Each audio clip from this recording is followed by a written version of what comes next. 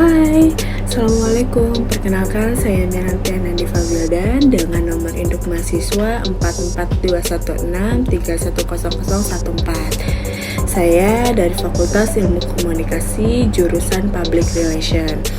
Nah, saya di sini ingin mempresentasikan dari salah satu karya ilmiah saya yang berjudul Penggunaan Bahasa Indonesia di Media Sosial untuk memenuhi tugas besar 2 mata kuliah Bahasa Indonesia.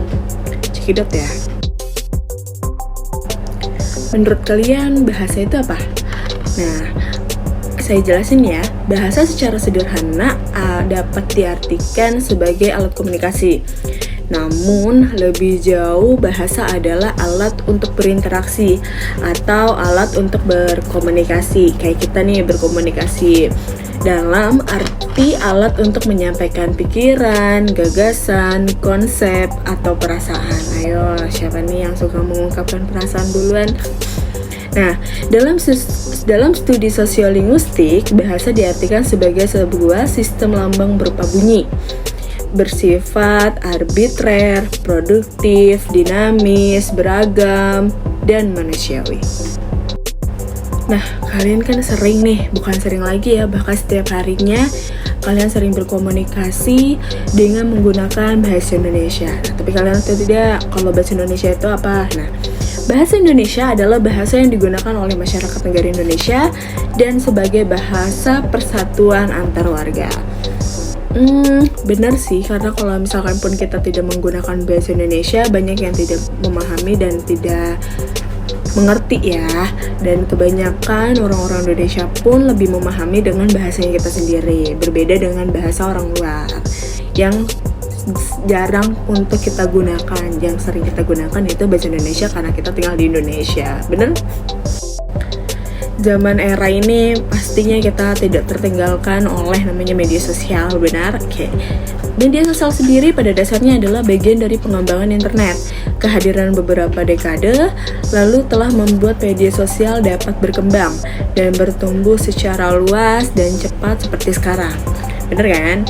Nah, hal inilah yang menjadikan semua pengguna yang tersambung dengan koneksi internet dapat melakukan proses penyebaran informasi atau konten kapanpun dan dimanapun. Ya, kayak YouTuber sekarang ya, dimanapun, sedang apapun, sedang melakukan apapun, konten itu tidak pernah namanya ketinggalan, benar? Dan tidak mau kalah dengan teman-teman yang lainnya untuk beradu konten. Dampak positif jejaring sosial bagi bahasa Indonesia itu aku ambil dari satu teori, yaitu menurut Syarif Yunus dalam artikelnya Bahasa Indonesia di Dunia Maya, Ancaman atau Peluang. Menurut aku sih peluang ya. Kenapa? Karena menyebutkan bahwa dengan adanya sosial media ini dapat memberi peluang kepada bahasa Indonesia untuk semakin menegaskan posisinya sebagai bahasa nasional dan juga sebagai bahasa persatuan. Benar, tadi kan aku sudah bahas di sebelumnya karena bahasa Indonesia itu untuk bahasa persatuan antar warga. Setiap pemakai bahasa Indonesia menjadi lebih hati-hati terhadap perkembangan varian bahasa yang berkembang di masyarakat. Kita menjadi semakin peduli terhadap bahasa Indonesia yang baik dan benar setelah munculnya fenomena bahasa yang ada di dunia maya dan jejaring sosial. Aku ambil contoh itu dari namanya Syabira Lala yang dari TikTokers, kalian tahu pastinya. Dan itu dia menggunakan orang tuanya, menggunakan dan berlatih dan melatih anaknya itu untuk berbahasa baku, bukan bahasa yang pergaulan yang diantar lingkungan itu. Dan makanya orang tuanya tuh sangat ngejaga banget anak-anaknya untuk tidak bahasanya tuh lebih terjaga gitu. Di situ ada positif dan akan ada negatif, benar. Nah, salah satunya itu menyebarkan bahasa gaul sehingga menjadi santapan sehari-hari dan menjadi hal yang lumrah bila menggunakan bahasa gaul. Hal ini menyebabkan turunnya derajat bahasa Indonesia.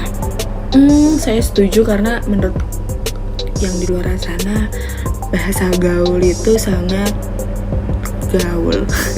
Dan yang kedua, penggunaan bahasa Indonesia dapat menyimpang dari kaidah, yaitu dapat dilihat dari penggunaan singkatan-singkatan. Contohnya, kayak kamu, kalian singkatnya apa? Kalau aku, kamu itu singkatnya KM, yang sebenarnya bisa dibilang kilometer bukan kamu. Dan yang ketiga, penggunaan bahasa Indonesia English yang membuat bahasa Indonesia semakin terpinggirkan karena masyarakat lebih bangga menggunakan bahasa Inggris.